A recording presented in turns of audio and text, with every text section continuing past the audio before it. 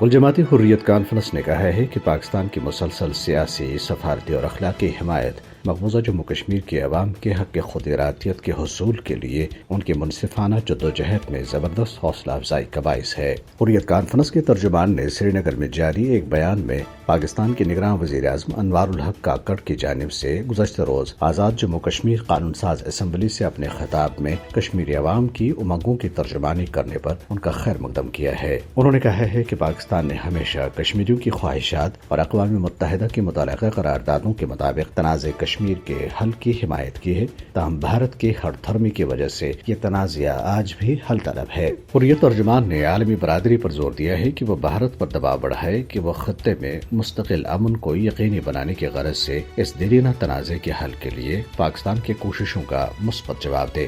دریاس نقابض انتظامیہ نے مسلسل 10ویں ہفتے سری نگر کی مرکزی جامع مسجد اور بمنا امام بارگاہ کو مقفل کر کے لوگوں کو نماز جمعہ ادا کرنے سے روک دیا۔ قابض حکام کو خدشہ تھا کہ ان عبادت گاہوں پر نماز جمعہ کے اجتماعات بھارت اور اسرائیل مخالف مظاہروں میں تبدیل ہو سکتے ہیں۔ قابض انتظامیہ نے کل جماعتی حریت کانفرنس کے سینئر رہنما میر وائس عمر فاروق اور معروف عالم دین آغا سید محمد ہادی الموسوی کو بھی گھروں میں نظر بند کر رکھا۔ دریاسنا بھارتی فوج نے سری نگر، اسلام آباد، راجوری اور پونچھ اضلاع میں محاصرے اور تلاشی کی کارروائیاں جاری رکھیں۔ ان اضلاع کے متعدد علاقوں کے لوگوں نے میڈیا کو بتایا ہے کہ بھارتی قابض فوجیوں نے ان کی زندگیوں کو جہنم زار بنا دیا ہے، کیونکہ وہ ان کے گھروں میں گھس کر خواتین اور بچوں سمیت مکینوں کو ہراساں کرتے ہیں۔ بھارتی سپریم کورٹ کی طرف سے مقبوضہ جموں کشمیر کی خصوصی حیثیت کی منسوخی کے مودی حکومت کے غیر قانونی اقدام کی توثیق کے فیصلے کے خلاف آزاد جموں کشمیر کے شہر باغ میں احتجاجی مظاہرہ کیا گیا۔ جموں کشمیر پیر پنجال موومنٹ آزاد کشمیر شاخ کے زیر اہتمام مظاہرے کے شرکاء نے